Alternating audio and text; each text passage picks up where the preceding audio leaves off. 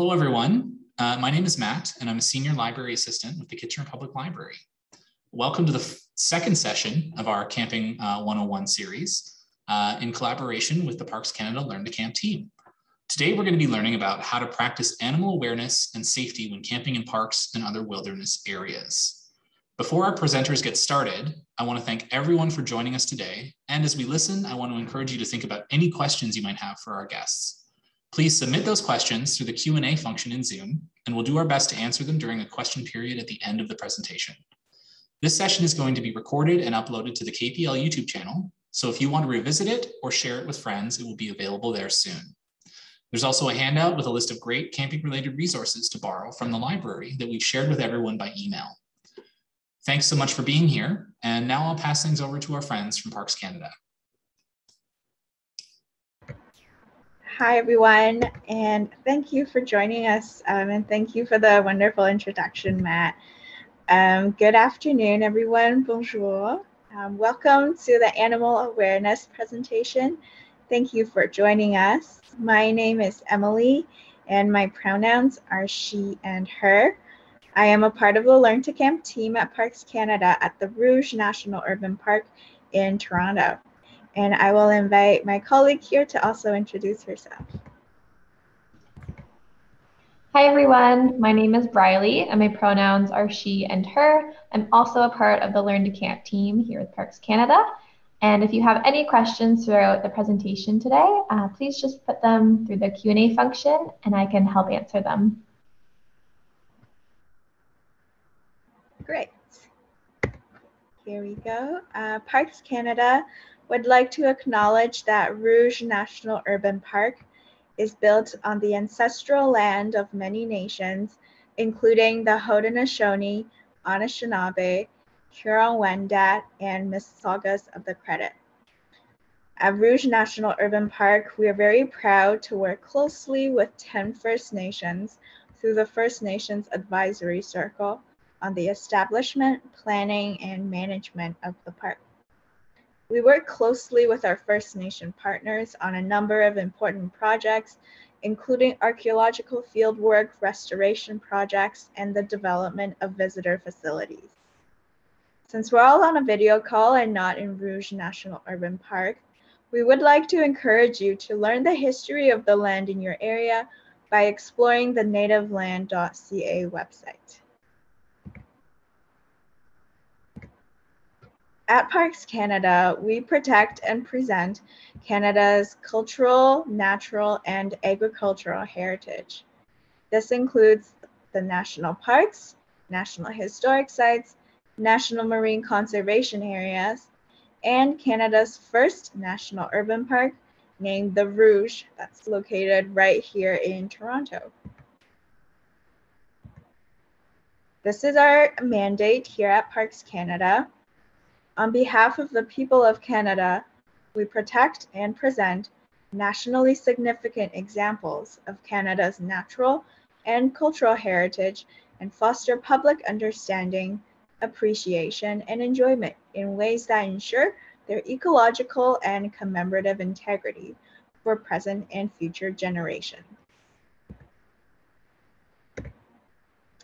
This is a photo on the slide here of Rouge National Urban Park, which I am so lucky to work from. Rouge National Urban Park is super unique because it is the only one of its kind in all of Canada. It is right near the Greater Toronto Area, and it was established to protect the area's natural, cultural, and agricultural heritage. Rouge Park has over 10,000 years of human history and some of Canada's oldest known Indigenous sites and last working farms in the GTA. Rouge can be accessed by transit, it's always free, and it's a great place to explore nature near the city.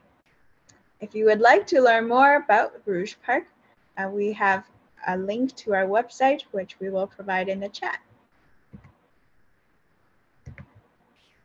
Now I'm here also representing the Learn to Camp program.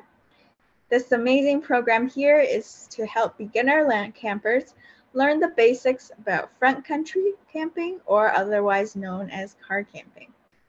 So together today, we will learn how to feel more comfortable in the outdoors and highlight ways that we can camp safely. The program today will last about 1 hour. It's 45 minutes of presenting and then 15 minutes for questions at the end. If at any point in the presentation my audio is lagging or it's difficult to hear, don't hesitate to interrupt me if you need to. As some of our today's topics, we'll go over identifying animals, animal safety, general tips, and a question period. So the reality of living in urban environments is that we share our homes with a variety of animals. And so it is important to know how to respect wildlife and to protect ourselves and the animals from negative encounters that could occur. By being animal aware, we can be proactive in our approach to wildlife and feel confident when encountering different types of animals. Let's get started into the presentation. I would like to begin by sharing my story of how I fell in love with camping. I really loved growing up taking road trips to different national parks with my family, and we would camp at all of the sites we went to. And my favorite camping memories are where I could really observe and be with the wildlife and animals around me as I'm camping. Like when I'm going to bed, before I go to bed, I could see all of the stars above me while I'm roasting marshmallows over a fire. And then when I wake up in the morning, it's like the first thing that I would hear were the birds around me while I could smell the forest and then see all of the morning dew on my tent. And that's a really special experience outdoors and in nature. And so that's how I fell in love with camping. And it's something that I still really enjoy doing to this day. Camping can be extremely fun and safe. In general, animal attacks are very rare. So none of this information is here to scare you. It's here to help you make better choices and you are more informed. After this presentation, our hope is that you feel more confident and comfortable outdoors and have the skills you need to keep yourself and wildlife safe in the event of an animal encounter. One of the sharpest tools you can have is knowledge and familiarity with the places you will be setting up camp in.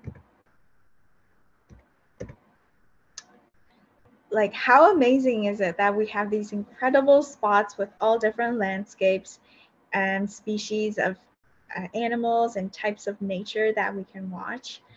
Even living in such an urban region like the GTA, we are lucky to share our homes with a variety of different animals and critters like coyotes, turtles, and foxes. If you've ever been maybe surprised by an animal, or there's an animal that you would like to see still, or if you live near any animals, do let us know in the chat.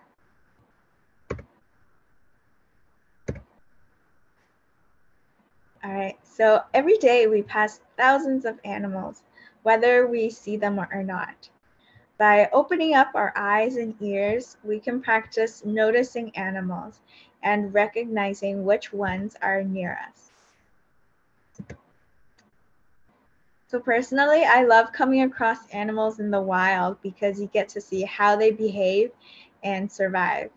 However, running into an animal can be quite scary if you weren't expecting to see one. If we look around and pay attention to our surroundings, though, we can find clues of the animal's presence. This will help make sure that we are not caught off guard when we run into an animal. And also, we can respect the animal by staying clear of their path when we see early signs of their presence. So when looking for signs of an animal, we can look at their surroundings. For example, this habitat, this beaver dam here, we can see it when we are out, and then maybe we could assume that there might possibly be a beaver inside. And same thing for the animal tracks that are in the middle picture.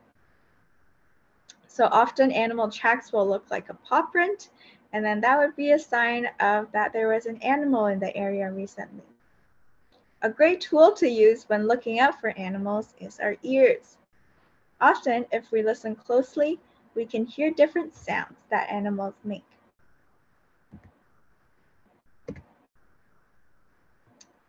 Strong smells, such as food and toiletries, will attract animals to you and your campsite.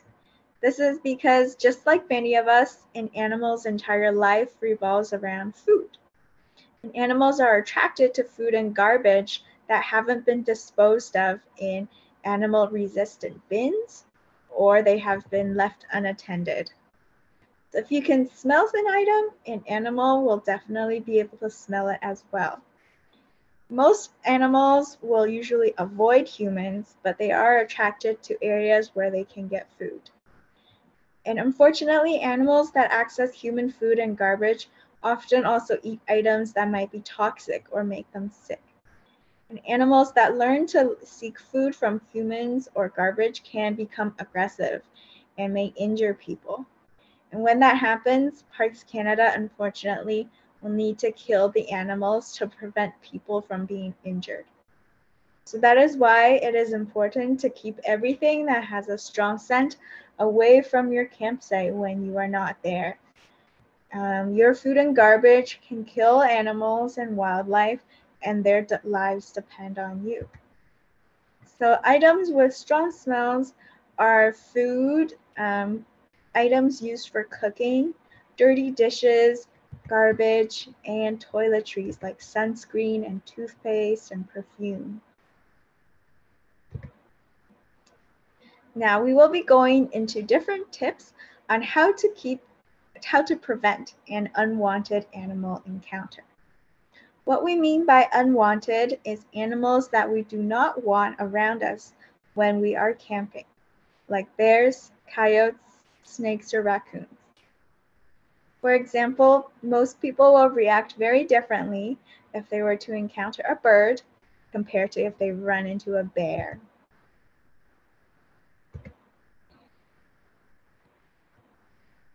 When we go camping, we are entering the homes of many different animals, and we can respect their home by keeping our campsites clean. It is our responsibility to do that and to never litter. By picking up after ourselves and bringing the proper cleaning supplies to clean up any mess that we make, we can ensure that our campsite is clean and does not attract any animals. By bringing plenty of garbage bags with you camping, you will never leave trash alone at your campsite. Make sure to dispose of your trash each night before you go to bed, and to check out the rules and regulations about disposing trash at your campground. You should also always keep your tent zipped tightly so that no bugs or critters can enter your home away from home, and this will help to protect you and the wildlife. We went over why it's important to keep our campsite clean and why animals are attracted to our food. Now we will cover how to store and dispose of your food properly. When we are camping, we often do not have the luxury of putting our food away in our fridge or cupboard, like when we are at home. So when we are camping, where do we put our food when we are not eating? So if we're on a hike, we can keep any of our food and garbage in our backpack. At our campsite, we can store our food in a food locker. That's a large metal bin container that's hard for animals to access. Or we can put our food in our car. So that way we can go to bed knowing that all of our food will still be there in the morning. And do remember to never store and eat any food in our tents. And never leave any food and food-related items out on picnic tables when you're away from your campsite, even just briefly to go to another area of the campground like the washrooms.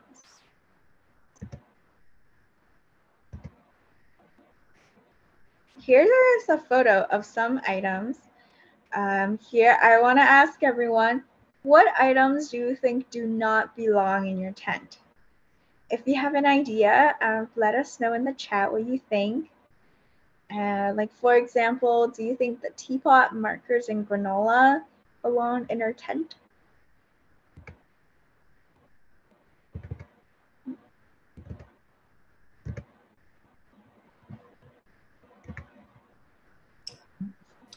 It looks like Mariah has a question in the chat. I'm going to see if I can allow them to, if they'd like to speak and let us ask their question. Just a second. Okay. Oh, it looks like it's given me trouble with the version of Zoom they're using. Mariah, could you possibly ask your question in chat or in the Q&A instead?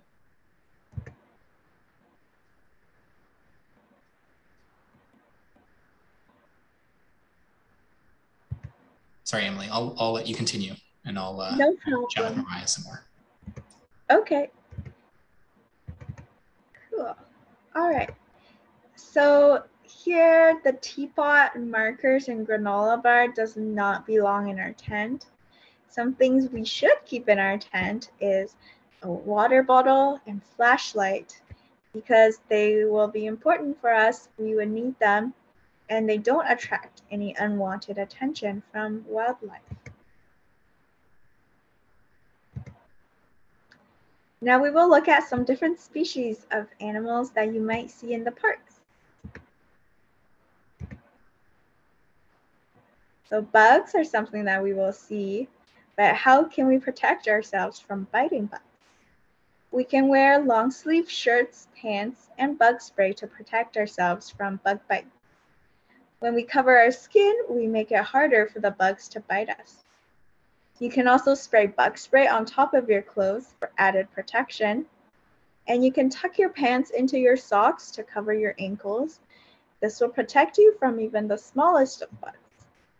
And after an adventure, it's a good idea to check our skin for any bites or bugs that may have found their way onto us. Throughout Rouge, from April to November, black-legged ticks are the most active. Black-legged ticks may be infected with Lyme disease, and there is a chance of being exposed to the disease if bitten by the ticks. Lyme disease is a serious illness. However, it is easy to prevent and treat when it's been caught early. Ticks usually live in woods or tall grasslands and are active when temperatures are as low as 4 degrees Celsius. Ticks infected with Lyme disease can spread the disease when they feed on blood from their host. Since ticks can't jump, as they hang onto small bushes or tall grasses and are usually found close to the ground, they require to blood a meal to survive. So they wait for an animal or person to pass nearby, and when they make contact, they climb on and attach themselves to the skin to feed. Any person who spends a lot of time outdoors, especially in grassy or wooded areas, are at risk of being bitten by ticks. Ticks will attach themselves to wildlife and pets as well.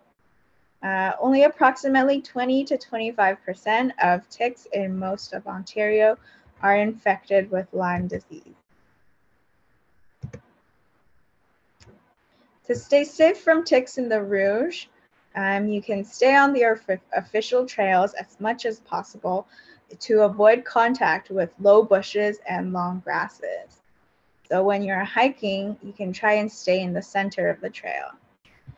And you can wear protective clothing to prevent ticks from attaching to your skin, as well as wear closed-toed shoes, long-sleeve shirts that fit tightly around the waist, and long-legged pants tucked into your socks or boots. Light-colored clothing will help you find ticks more easily, and you can use insect repellents and apply it to both the clothing and skin. And make sure to follow the instructions for use on the label of the insect repellent. You can check for ticks on and under clothing, especially after being in areas where ticks may live. A daily skin inspection will greatly reduce the risk of infection, as ticks may take several hours to 2 days to attach to the skin and feed.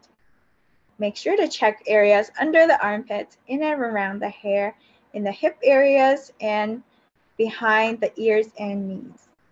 And don't forget to also check any children and pets.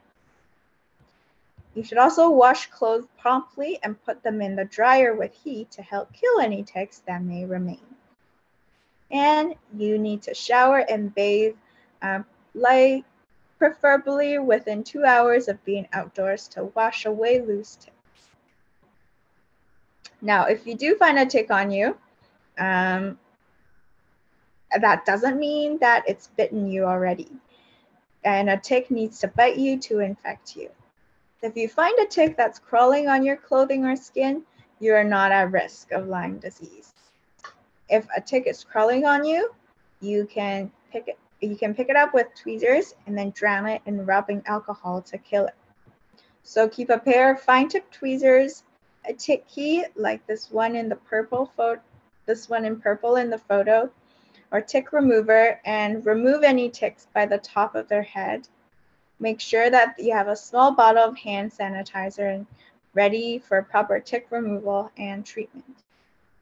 If a tick is embedded in your skin, use the tick remover or tweezers and remove its whole body and remove it by its head. Sterilize the area with rubbing alcohol and an over-the-counter antibiotic like polysporin. There is a common misconception that nail polish remover or petroleum jelly can kill a tick. That's not true, and you have to remove the tick manually. And if you find that a tick that has been embedded for more than 24 hours, or you're not sure about how long the tick has been there, go see your doctor immediately to receive a treatment of antibiotics. Another species of animals that we'll find in the park are birds. They're really remarkable for their ability to fly, but as adaptable as birds are, they are also fragile, and many species rely on multiple habitats.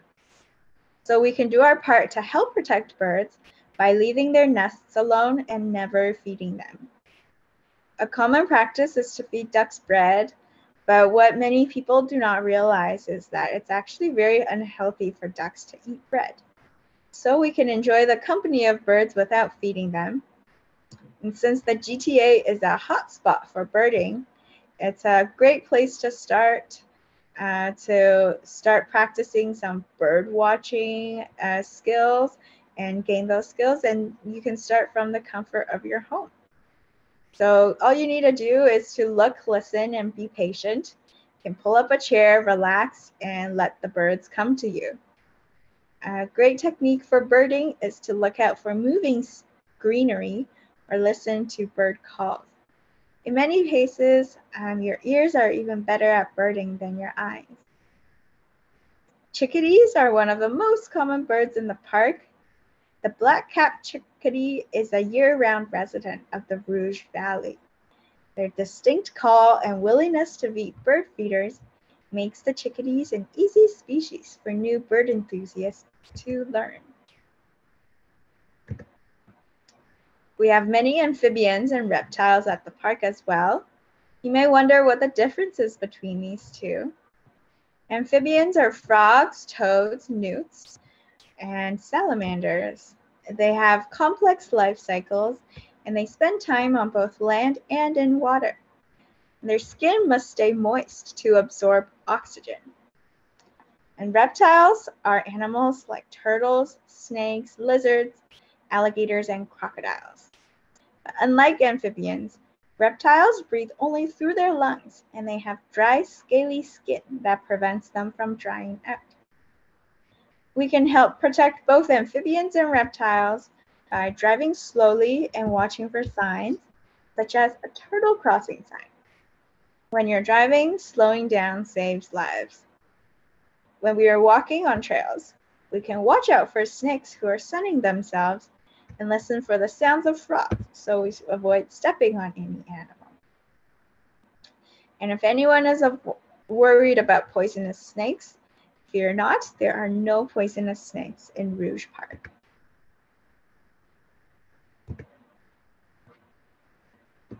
The Blandings turtles, that was in the first photo here.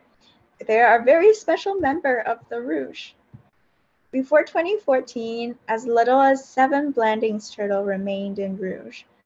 And to help increase their population, Parks Canada and the Toronto Zoo began a long-term Blandings turtle reintroduction project.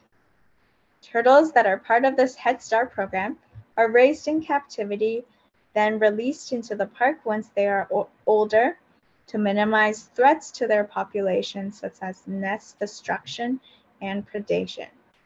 And together, along with some other partners, we have released in total 339 baby Blandings turtles into the Rouge, and the number continues to increase. We can also spot many mammals in the park if we're lucky. Mammals include humans and all other animals who are warm-blooded and have backbones known as vertebrates. Mammals feed their young with milk, and it can be a special experience when we witness some of these animals.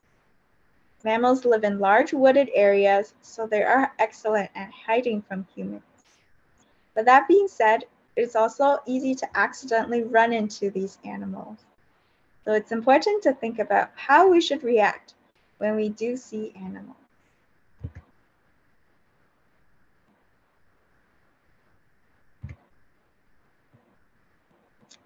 So some general tips for what to do if you have an unwanted animal encounter.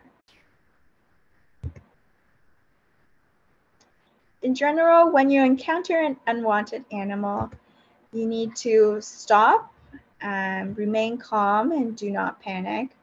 I know it's a difficult thing to do, especially when we see an animal and we're feeling nervous. But if we act too quickly, we can also cause the animal to react. So to protect the animal and ourselves, it's important to remain calm so we can think about the best way to get away from the animal that is making us uncomfortable. We can think about how the animal feels in this situation.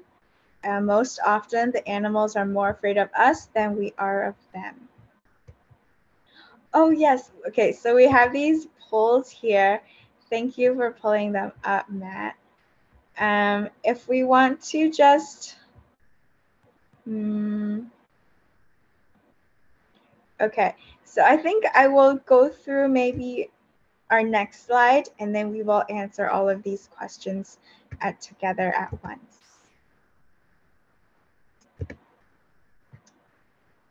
So when you encounter an animal, you should take a moment to stay calm and start thinking about your next move.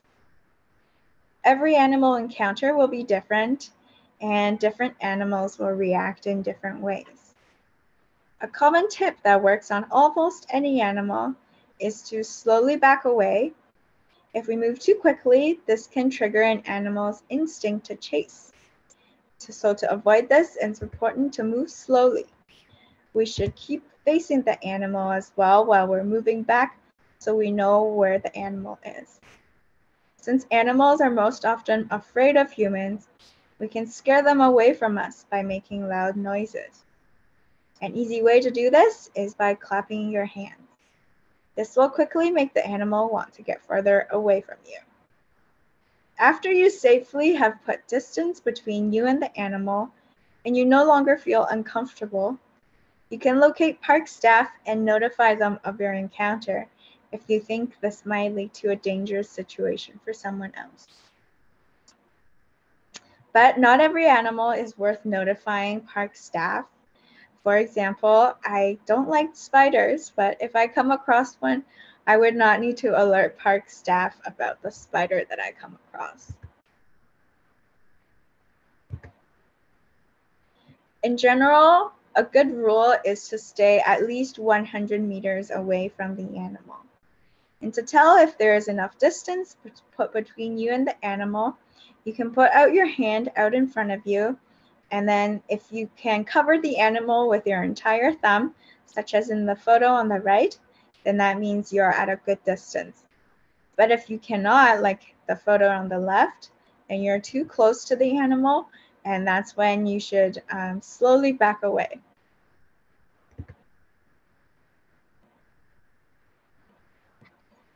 Okay, so before I move on to the next section of our presentation,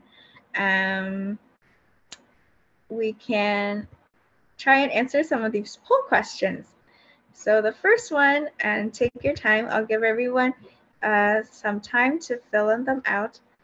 And they're just for fun and just things to remember. The first one is, where are you joining us today from?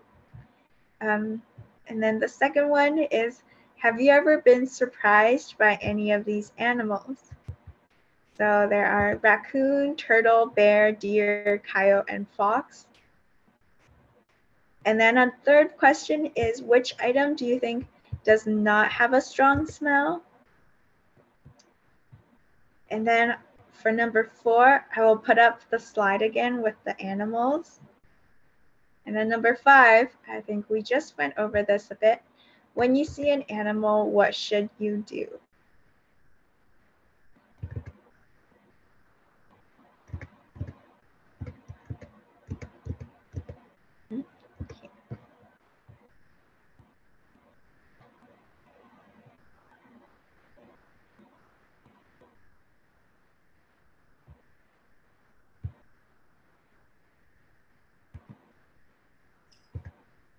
If anyone's looking for where to find the poll, it should be along the lower bar of your Zoom meeting screen. For me, it's between the Q&A and the chat.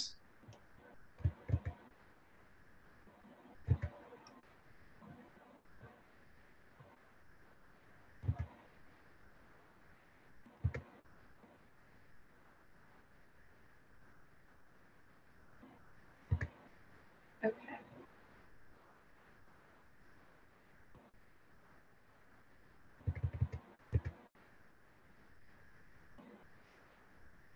Looks like we've given folks some time to answer. I see. Mm-hmm. Okay. Yeah, Matt, let me know when we have a good number of people who've answered the poll. Yeah, I think I'm we've got almost everyone. Are you able to see the results, Emily? Or am I the only one? No, I can't see the results. Okay. I think, is there a way that you can share the results? I'll try ending the polling and see if that okay. makes it viewable for everybody.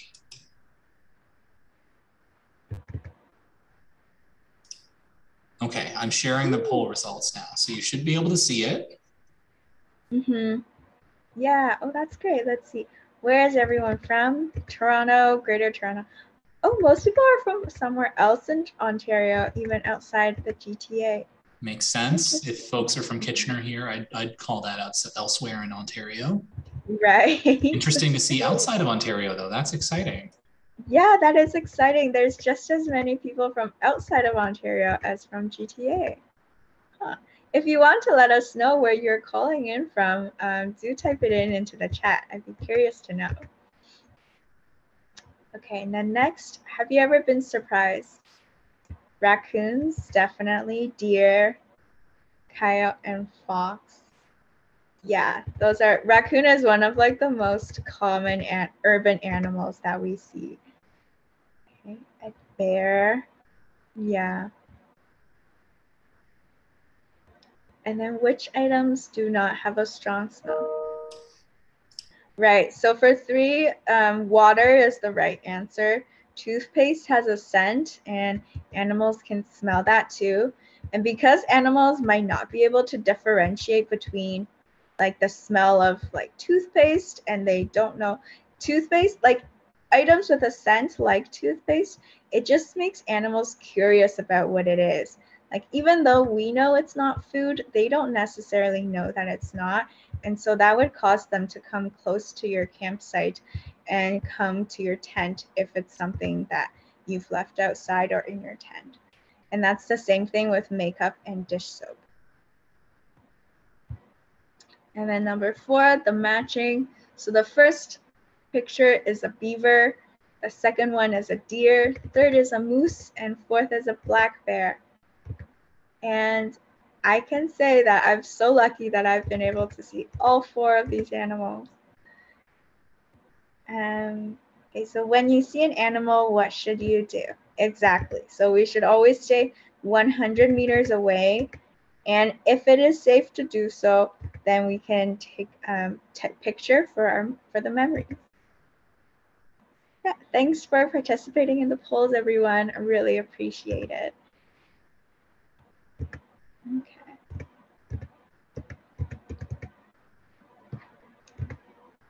Okay. So if you do want to bring your pets out to the park with you, make sure that they are on a leash, because dogs can scare or chase and threaten wild animals. So by having them close to you on a leash, it will allow you to avoid getting too close to the animal. And by keeping our pets on a leash, we can ensure that they do not run away or bother other animals. And that was a poll question we already answered. When we see an animal, we should stay 100 meters away. And story time. So we can share some stories about animal sightings, your favorite animal sightings, if you have one. For me, it was the first time that I ever saw beavers in Canada. I was out canoeing in Northern Ontario, and while we were on the waters, we spotted bubbling on the surface of the water. And that's when we found a beaver dam ahead of us, where we thought that there were maybe baby beavers inside. When we got closer to the dam, we saw the beavers splashing around and bringing wood from the shores to their dam to build it. And we thought they were baby beavers because they were still bubbling coming from the dam, even when the other beavers were outside and swimming around. And so it was so much fun to see them swim around our boat. And we parked there for a little bit, did some fishing, and just hung out with the beavers for a good 20-30 minutes. It was such a magical experience, and it was a lot of fun to see that.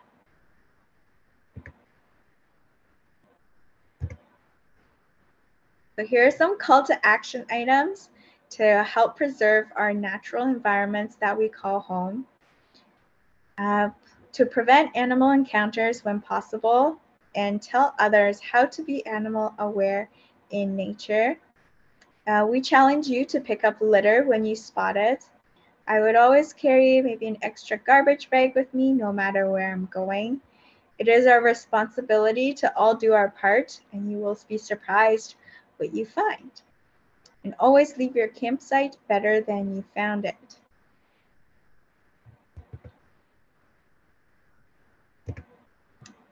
And for more information about wildlife encounters or some of the nature conservation projects at Rouge, you can visit our website. And if you have any questions, feel free to email us or to phone us.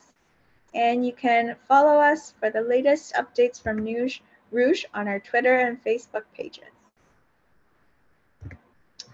And here are some phone numbers for what to do if you come across injured wildlife. If you find a turtle laying eggs in the park, call this number on the screen here. The Ontario Turtle Conservation Centre is a number you should call if you find an injured turtle. And for any other animal injury spottings, you can call the Toronto Wildlife Centre.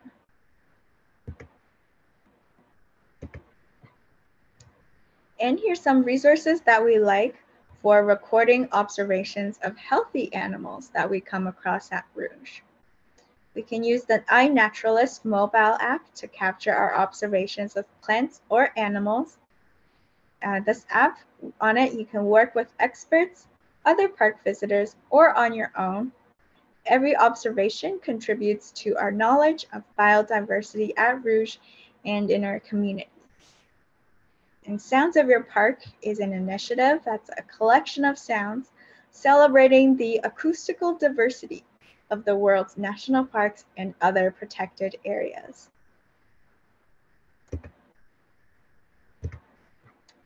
And that comes to the conclusion of our presentation with time for questions at the end.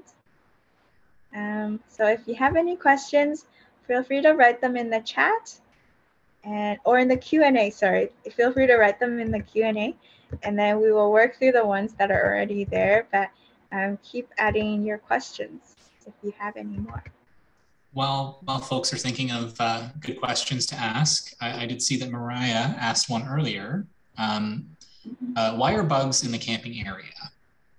Which is a big question. I think bugs just kind of go where they want to go, but maybe if you could speak to some of the reasons why bugs would be attracted to certain people, or things that we can do to try and keep bugs away. That might be a useful topic. Yeah, some things that we can do to keep bugs away at the campsite is that if you have a fire going, a campfire, the smoke is a deterrent for insects, especially mosquitoes. At your campsite, if you're moving around a lot, it will also make it harder for insects to bite you. You can also dress in long sleeves, long pants, lots of bug spray. And then at the campsite, maybe citronella candles or other mosquito coils. Like, nothing really works 100%. You can experiment with a combination of things depending on your situation, where you are, and the time of year you're camping. Time of year is a very big one, I think, especially when you think about things like black flies too. I think I think the Weather Network actually even has a tracker for that. So you can track what the weather is going to be like when you go camping, but also what whether mosquitoes or black flies are in season at the moment. Exactly. Yeah, thank you so much for adding that. And if you're able to, you could try and look into having a mosquito net kind of shelter thing that goes on over picnic tables. I've seen those at campsites that some people bring with them, and that is allowed on the campsites. Okay, so we have a question from Rui here. If you did meet a bear, what should you do? If you did meet a bear, it's a very situational question of bear encounters. If you see a bear and they're far away, we can stay far away and then just move out of the way, just go on your trail and then go away. But if it's a bear that's kind of made aware of you, like they're looking at you, then just make some noise to let them know you are there. And then again, move away. But if you've already made noise and the bear is kind of coming towards you, then you should make even more noise, be ready to get your bear spray ready. And there's more information about bear encounters on our website that we can give you. Yeah. As sad as it is, I find it also is helpful when you're going on a hike, for example, to take whistles or have bells or things like that attached to your clothing or your backpack, and then that will pretty much eliminate the chance of you meeting a bear. Yeah, one of the best things is our human voice. Hiking in groups is a good practice. And if you're hiking alone, maybe playing some music. And regardless if you're hiking in a group or alone, if you're going around a corner or a blind spot, then just make some noise beforehand. Great. So I'll give folks another minute or so to come up with any other questions they might have before we come to an end. But in the meantime, I have a couple questions here to ask. Let's see. So we talked a bit about putting food away at your campsite to help avoid it being an attractant for animals. What about and we talked a bit about how dishes and things like that should also be put away. What's the best way to dispose of dishwater when you're camping? Because I know that that can be an attractant for animals as well. Dishwater. If you're at a campground, at Parks Canada locations, usually there will be a dishwashing station. And that's where you can do your dishes and dispose of the gray water. Now, if you're somewhere that doesn't have a dishwashing station, then you need to wash your dishes again away from your campsite where your tent is. So at least like 100 meters away. And you should also be eating away from your tent.